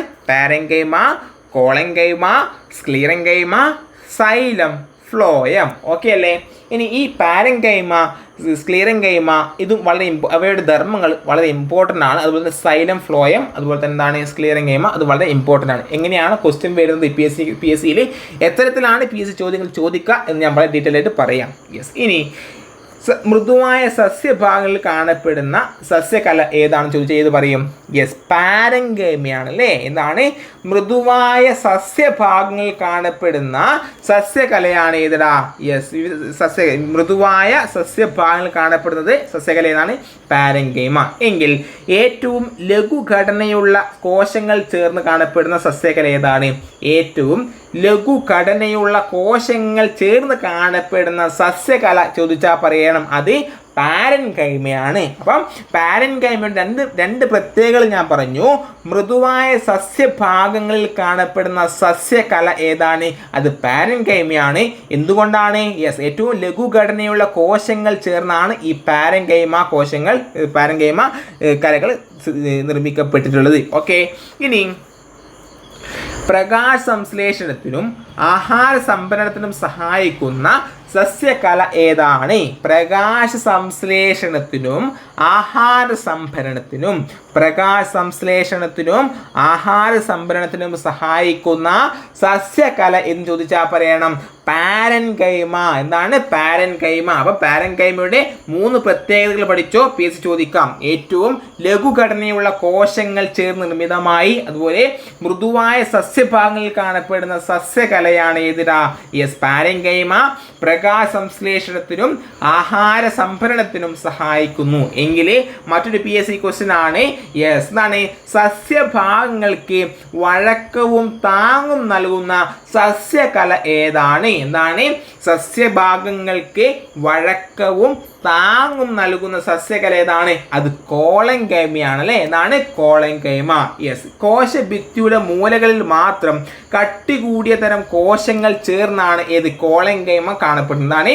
ഈ കോശഭിത്തിയുടെ മൂലകളിൽ മാത്രം കട്ടി കൂടിയ തരം കോശങ്ങൾ ചേർന്നാണ് ഇത് ഈ പാരൻകൈമ കലകൾ കാണപ്പെടുന്നത്. ഓക്കെ. അപ്പോൾ സസ്യഭാഗങ്ങൾക്ക് കോളങ്കൈമ എന്ന ധർമ്മം എന്താണ്? സസ്യഭാഗങ്ങൾക്ക് വഴക്കവും താങ്ങും നൽകുന്ന സസ്യകലയാണ് ഇതിടാ? കോളങ്കൈമ. എങ്കിൽ സ്ക്ലീറങ്കൈമ ചോദിച്ചിങ്ങനെയാണ്. സസ്യഭാഗങ്ങൾക്ക് താങ്ങും ഫലവും നൽകുന്നത് ഏതാണ്? സസ്യഭാഗങ്ങൾക്ക് താങ്ങും ഫലവും മാറിപ്പോകല്ലേ. സസ്യഭാഗങ്ങൾക്ക് താങ്ങും ഫലവും നൽകുന്നത് സ്ക്ലീറങ്കൈമയാണ്. എങ്കിൽ കോളങ്കൈമ എന്താണ്? യെസ്, വഴക്കവും താങ്ങും. സസ്യഭാഗങ്ങൾക്ക് വഴക്കവും താങ്ങും നൽകുന്നത് കോളങ്കൈമ. എങ്കിൽ താങ്ങും ബലവും നൽകുന്നത് സ്ക്ലീറങ്കൈമ. ഓക്കെ അല്ലേ? ഈ സ്ക്ലീറങ്കൈമയുടെ കോശഭിത്തിയുടെ എല്ലാ ഭാഗത്തും, സ്ക്ലീറങ്കൈമ കലയുടെ കോശങ്ങളിലെ കോശഭിത്തിയുടെ എല്ലാ ഭാഗത്തും ഒരേപോലെയുള്ള കട്ടിയുള്ള തരം കോശങ്ങൾ ചേർന്നാണ് നിർമ്മിക്കപ്പെട്ടിട്ടുള്ളത് എന്നാണ്. കോശഭിത്തിയുടെ എല്ലാ ഭാഗത്തും ഒരേപോലെയുള്ള കട്ടിയുള്ള തരം കോശങ്ങൾ ചേർന്നാണ് നിർമ്മിക്കപ്പെട്ടിട്ടുള്ളത് എങ്കിൽ കോളങ്കൈമ കോശങ്ങളിൽ എന്താണ് കോശഭിത്തിയുടെ മൂലകളിൽ മാത്രം കട്ടി കൂടിയ തരം കോശങ്ങൾ ചേർന്ന് രൂപപ്പെട്ടിരിക്കുന്നു. ഓക്കെ അല്ലേ? ഓക്കെ അല്ലേടാ? മനസ്സിലാവുന്നില്ലേ? ഇത്രയും കാര്യങ്ങൾ മനസ്സിലാവുന്നില്ലേടാ? എന്തെങ്കിലും ബുദ്ധിമുട്ടുണ്ടോ?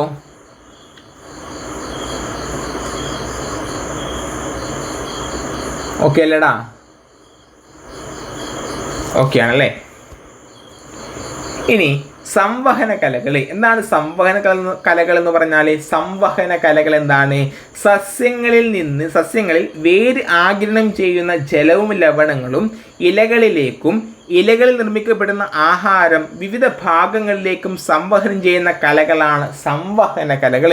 അപ്പോൾ എന്താണ് സംവഹന കലകൾ എന്ന് പറഞ്ഞാൽ സസ്യങ്ങളിൽ വേരാഗിരണം ചെയ്യുന്ന ജലവും ലവണങ്ങളും ഇലകളിലേക്കും ഇലകളിൽ നിർമ്മിക്കപ്പെട്ടുള്ള ആഹാരം വിവിധ ഭാഗങ്ങളിലേക്കും സംവഹനം ചെയ്യുന്ന കലകളാണ് സംവഹന കലകൾ അല്ലേ? സംവഹന കലകൾ. ഇനി പലതരം കോശങ്ങൾ ചേർന്ന് രൂപപ്പെട്ടവയായതിനാൽ ഈ സംവഹന കലകൾ അറിയപ്പെടുന്നത് സങ്കീർണ കലകൾ എന്ന് അറിയപ്പെടുന്നു. എന്താണ് സംവഹന കല അറിയപ്പെടുന്ന മറ്റൊരു പേര് എന്താണ്? സങ്കീർണ കലകൾ. എന്തുകൊണ്ടാണ്? പലതരം കോശങ്ങൾ ചേർന്ന് രൂപപ്പെട്ടവയായതിനാൽ സംവഹന കലകളെ സങ്കീർണ കലകൾ എന്നും അറിയപ്പെടുന്നു. എങ്കിൽ സങ്കീർണ കലകൾ രണ്ട് തരമാണ് അല്ലേ? സങ്കീർണ കലകൾ രണ്ട് തരമാണ്. ഏതൊക്കെയാണ് ബിൻസി? യെസ്, സൈലവും ഫ്ലോയും. എന്താണ്? Xylem, phloem. അപ്പം സങ്കീർണ കലകൾ അല്ലെങ്കിൽ സംവഹന കലകൾ രണ്ട് തരമാണ്. ഏതാണ്? സൈലവും ഫ്ലോയും. എങ്കിൽ എന്താണ് ആ സൈലത്തിൻ്റെ പ്രത്യേകത എന്ന് പറഞ്ഞാൽ? സൈലം എന്താണ്? നീണ്ട കോശങ്ങൾ ചേർന്ന് കുഴലുകളായി രൂപപ്പെട്ടിരിക്കുന്നു. എന്താണ്? നീണ്ട കോശങ്ങൾ ചേർന്ന് കുഴലുകളായി രൂപപ്പെട്ടിരിക്കുന്നു. ഏത്? സൈലം അല്ലേ? എന്താണ് ഈ സൈലത്തിൻ്റെ ധർമ്മം എന്ന് പറഞ്ഞാൽ വേര് ആഗിരണം ചെയ്യുന്ന ജലവും ലവണങ്ങളും ഇലകളിലേക്ക് എത്തിക്കുന്ന സംവഹന കലകളാണ് ഇതിലാ സൈലം. ഇതാണ് സൈലം. വേര് ആഗിരണം ചെയ്യുന്ന ജലവും ലവണങ്ങളും ഇലകളിലേക്ക് എത്തിക്കുന്ന സംവഹന കല ഏതാണ്? അത് സൈലമാണ്. ഏതാണ്? സൈലം. ഓക്കെ അല്ലേ? യെസ്. ഇനി ദൃഢമായ കോശഭിത്തിയുള്ള കോശങ്ങളായതിനാൽ സസ്യങ്ങൾക്ക് താങ്ങും ഫലവും ആര് നൽകുന്നു? ഈ സൈലം നൽകുന്നു കേട്ടോ. അപ്പം എന്താണ്? ദൃഢമായ കോശഭിത്തിയുള്ള കോശങ്ങളാൽ നിർമ്മിതമാണ് ഇത് സൈലം. അതുകൊണ്ട് തന്നെ സസ്യങ്ങൾക്ക് താങ്ങും ഫലവും ഏത് നൽകുന്നു? സൈലം നൽകുന്നു. അപ്പം സൈലത്തിൻ്റെ പ്രത്യേകത ഞാൻ പറയാം. നീണ്ട കോശങ്ങൾ ചേർന്ന് കുഴലുകളായി രൂപപ്പെട്ടിരിക്കുന്നു. ഇനി ധർമ്മം എന്ന് പറയുന്നത് വേരാഗിരണം ചെയ്യുന്ന ജലവും ലവണവും ഇലകളിലേക്ക് എത്തിക്കുക എന്നതാണ്. അതുപോലെ തന്നെ ഈ സൈലം നിർമ്മിച്ചിരിക്കുന്ന കോശം എന്താണ്? കട്ടിയുള്ള കോശഭിത്തി കൊണ്ടാണ് അല്ലേ? അതുകൊണ്ട് തന്നെ ദൃഢമായ കോശഭിത്തിയുള്ള കോശങ്ങളാൽ നിർമ്മിതമായത് കൊണ്ട് തന്നെ ഈ സൈലം സസ്യങ്ങൾക്ക് താങ്ങും ഫലവും നൽകുന്നുണ്ട് കേട്ടോ. എന്താണ്? താങ്ങും ഫലവും നൽകുന്നുണ്ട്. എങ്കിൽ എന്താണ് ആ ഫ്ലോയം? ഫ്ലോയത്തിൻ്റെ ധർമ്മം എന്താണ്? ഫ്ലോയത്തിൻ്റെ ധർമ്മം എന്താണെന്നറിയോ? ഫ്ലോയത്തിൻ്റെ ഇലകളിൽ തയ്യാറാക്കിയ ആഹാരം സസ്യത്തിൻ്റെ വിവിധ ഭാഗങ്ങളിൽ എത്തിക്കുന്ന കലകളാണ് ഏത്? ഫ്ലോയം. അപ്പം നമ്മൾ പറഞ്ഞു വേര് വലിച്ചെടുക്കുന്ന ജലവും ലവണങ്ങളും ഇലകളിലേക്ക് എത്തിക്കുന്നത് സൈലമാണെങ്കിൽ ഈ എന്താണ് ജലവും ലവണവും ഉപയോഗിച്ചിട്ട് ആഹാരം നിർമ്മിക്കുന്ന ഇലകളിൽ വെച്ചാണ് നമ്മൾ പഠിച്ചിട്ടുണ്ടല്ലേ? ഈ ഇലകളിൽ വെച്ച് നിർമ്മിക്കുന്ന ആഹാരത്തെ സസ്യത്തിൻ്റെ ഇലകൾ തയ്യാറാക്കിയ ആഹാരം സസ്യത്തിൻ്റെ വിവിധ ഭാഗങ്ങളിൽ എത്തിക്കുന്ന സംവഹന കലയാണ് ഏതിടാ? ഫ്ലോയം അല്ലേ? ഫ്ലോയം. കുഴലുകളായി രൂപപ്പെട്ട പരസ്പര ബന്ധിത കോശങ്ങൾ ചേർന്നാണ് ഈ ഫ്ലോയം നിർമ്മിക്കപ്പെട്ടിട്ടുള്ളത്. എന്താണ്? കുഴലുകളായി രൂപപ്പെട്ട പരസ്പര ബന്ധിത കോശങ്ങൾ ചേർന്നാണ് ഫ്ലോയം രൂപപ്പെട്ടിട്ടുള്ളത്. ഓക്കെ അല്ലേടാ? മനസ്സിലാവുന്നില്ലേ?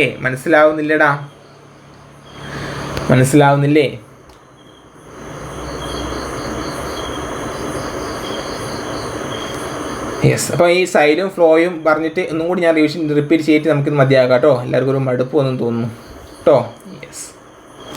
യെസ്. അപ്പം സംവഹന കലകൾ എന്താണ്? സംവഹന കലകൾ എന്ന് പറഞ്ഞാൽ സസ്യങ്ങളിൽ വേരാഗിരണം ചെയ്യുന്ന ജലവും ലവണങ്ങളും ഇലകളിൽ നിർമ്മിക്കപ്പെടുന്ന ആഹാരം വിവിധ ഭാഗങ്ങളിലേക്കും സംവഹനം ചെയ്യുന്ന കലകളെ സംവഹന കലകൾ എന്ന് പറയുന്നു. ഇനിയോ അതുപോലെ തന്നെ പലതരം കോശങ്ങൾ ചേർന്ന് രൂപപ്പെട്ടവയായതിനാൽ സംവഹന കലകളെ സങ്കീർണ കലകൾ അല്ലെങ്കിൽ കോംപ്ലക്സ് ടിഷ്യൂസ് എന്നറിയപ്പെടുന്നു. അപ്പോൾ സങ്കീർണ കലകൾ എന്നറിയപ്പെടുന്ന ഏതാണ്? യെസ്, സംവഹന കലകളാണ് അല്ലേ. യെസ്. ഇനി 2 തരം സങ്കീർണ കലകളാണുള്ളത്. എത്ര തരം സങ്കീർണ കലകൾ, എത്ര തരം സംവഹന കലകളാണ് ഉള്ളത്? യെസ്, 2 തരമാണ്. ഏതാണ്? യെസ്, സൈലവും ഫ്ലോയും അല്ലേ. സൈലവും ഫ്ലോയും. എങ്കിൽ എന്താണ് സൈലത്തിന്റെ ധർമ്മം എന്ന് പറഞ്ഞാൽ? എന്താണ് സൈലത്തിന്റെ ധർമ്മം? വേരാഗിരണം ചെയ്യുന്ന ജലവും ലവണങ്ങളും വലിച്ചെടുത്ത് ഇലകളിലേക്ക് എത്തിക്കുന്ന കലയാണ്, സംവഹന കലയാണ് ഇത് സൈലം അല്ലേ. വേരാഗിരണം ചെയ്യുന്ന ജലവും ലവണങ്ങളും ഇലകളിലേക്ക് എത്തിക്കുക എന്നത് ഏതിന് ധർമ്മമാണ്? യെസ്, സൈലമാണ്. അതുപോലെ തന്നെ ഈ സൈലം നിർമ്മിച്ചിരിക്കുന്നത് നീണ്ട കോശങ്ങൾ ചേർന്ന് കുഴലുകളായി രൂപപ്പെട്ടിരിക്കുന്നു. അതുപോലെ ഈ സൈലം നിർമ്മിച്ചിരിക്കുന്ന കോശഭിത്തി എന്താണ്? കട്ടിയുള്ള കോശങ്ങൾ കൊണ്ടാണ്. അതായത് കട്ടിയുള്ള കോശങ്ങൾ കൊണ്ടാണ് ഈ സൈലം നിർമ്മിച്ചിരിക്കുന്നത്. അതുകൊണ്ട് തന്നെ ഈ സൈലം എന്താണ്? സസ്യങ്ങൾക്ക് താങ്ങും ഫലവും നൽകുന്നുണ്ട്. എന്താണ്? സൈലം എന്താണ്? താങ്ങും ഫലവും നൽകുന്നുണ്ട്. എങ്കിൽ ഫ്ലോയം എന്താണ്? യെസ്, ഈ നമ്മുടെ സൈലം വലിച്ചെടുക്കുന്ന ജലവും ലവണവും എന്താണ്? എന്താണ്? വേര് വലിച്ചെടുക്കുന്ന ജലവും ലവണവും സൈലം എവിടെ എത്തിച്ചു? ഇലകളിലേക്ക് എത്തിച്ചു അല്ലേ. അപ്പം ഇലകളിൽ വെച്ചിട്ട് സൂര്യപ്രകാശത്തിന്റെ സാന്നിധ്യത്തിൽ ജലവും കാർബൺ ഡൈ ഓക്സൈഡും എന്താണ്? ജലവും ലവണവും ഒക്കെ ഉപയോഗിച്ചിട്ട് എന്താണ്? സസ്യങ്ങൾ ആഹാരം നിർമ്മിക്കുന്നുണ്ട് അല്ലേ. ഈ സസ്യങ്ങൾ ഇലകളിൽ വെച്ച് നിർമ്മിച്ച ആഹാരം സസ്യത്തിന്റെ എല്ലാ ഭാഗത്തേക്കും എത്തിക്കുക എന്നതാണ് ഈ ഫ്ലോയത്തിന്റെ ധർമ്മം. അതുകൊണ്ട് തന്നെ ഫ്ലോയം എന്നാണ് കുഴൽ രൂപത്തിൽ തന്നെയാണ് കാണപ്പെടുന്നത്. അപ്പം കുഴലുകളായി രൂപപ്പെട്ട പരസ്പര ബന്ധിത കോശങ്ങൾ ചേർന്നാണ് ഈ ഫ്ലോയവും നിർമ്മിച്ചിട്ടുള്ളത്. ഓക്കെ അല്ലേ കൂട്ടുകാരെ? ഓക്കെ അല്ലേ? ഇത്രയും കാര്യങ്ങൾ പഠിച്ചോ. സ്ക്ലിയറിംഗ് ഗെയിം റിപ്പീറ്റ് ചെയ്യണോ? സ്ക്ലിയറിംഗ് ഗെയിം റിപ്പീറ്റ് ചെയ്യാം. ഓക്കെ അല്ലേ? യെസ്. അപ്പം ഈ സ്ക്ലിയറിംഗ് ഗെയിമയുടെ കോശഭിത്തി എല്ലാ ഭാഗത്തും കട്ടി കൂടിയതാണ്. എന്താണ്? സ്ക്ലിയറിംഗ് ഗെയിമ കോശങ്ങളിൽ കോശഭിത്തിയുടെ എല്ലാ ഭാഗത്തും ഒരേപോലെ കട്ടിയുള്ള തരം കോശങ്ങൾ ചേർന്ന് നിർമ്മിക്കപ്പെട്ടിട്ടാണ്. ഇതാണ് കോശഭിത്തിയുടെ എല്ലാ ഭാഗത്തും ഒരേപോലെയുള്ള കട്ടിയുള്ള തരം കോശങ്ങൾ ചേർന്ന് രൂപപ്പെട്ടതാണ് സ്ക്ലിയറിംഗ് ഗെയിമ. അതുകൊണ്ട് തന്നെ സസ്യങ്ങൾക്ക് താങ്ങും ഫലവും നൽകുന്നത് ഈ സ്ക്ലിയറിംഗ് ഗെയിമ കലകളാണ്. എന്താണ്? സ്ക്ലിയറിംഗ് ഗെയിമ കലകളാണ്. ഇതാണ് സസ്യഭാഗങ്ങൾക്ക് താങ്ങും ഫലവും നൽകുന്നത്. ഏതാണ്? അത് സ്ക്ലിയറിംഗ് ഗെയിമയാണ്. സ്ക്ലിയറിംഗ് ഗെയിമ. ഓക്കെ അല്ലേ? യെസ്. എങ്കിൽ സസ്യഭാഗങ്ങൾക്ക് വഴക്കവും താങ്ങും നൽകുന്നത് കോളം ഗെയിമ. ഈ കോളം ഗെയിമയുടെ എന്താണ്? കോശഭിത്തിയുടെ മൂലകളിൽ മാത്രമേ എന്താവൂ? കട്ടി കൂടിയ തരം കോശങ്ങളുള്ളൂ. ബാക്കിയുള്ള ഭാഗങ്ങളിൽ എന്താണ്? മൃദുലമായിരിക്കും. ഈ കോശഭിത്തിയുടെ മൂലകളിൽ കട്ടിയായിരിക്കും. എങ്കിൽ സ്ക്ലിയറിംഗ് ഗെയിമയുടെ കോശഭിത്തിയുടെ എല്ലാ ഭാഗത്തും എന്തായിരിക്കും? കട്ടി കൂടുതലായിരിക്കും. എല്ലാ ഭാഗത്തും കട്ടി കൂടിയത് എന്താണ്? സ്ക്ലിയറിംഗ് ഗെയിമ. മൂലകളിൽ മാത്രം കട്ടി കൂടിയതെന്നാണ്? അത് കോളം ഗെയിമ. ഓർത്തു വെച്ചുവിടാം. അപ്പം സസ്യഭാഗങ്ങൾക്ക് താങ്ങും ഫലവും നൽകുന്നത്, അതായത് എല്ലാ ഭാഗത്തും സൈലം താങ്ങും ഫലവും നൽകുന്നില്ലേ? സൈലം താങ്ങും ഫലവും നൽകുന്നുണ്ട്. ഞാൻ പറഞ്ഞില്ലേ, ഈ സൈലം നിർമ്മിച്ചിരിക്കുന്നത് എന്താണ്? സൈലം നിർമ്മിച്ചിരിക്കുന്നത് കട്ടിയുള്ള കോശങ്ങൾ കൊണ്ടാണ്, കട്ടിയുള്ള കോശഭിത്തി കൊണ്ടാണ്. യെസ്.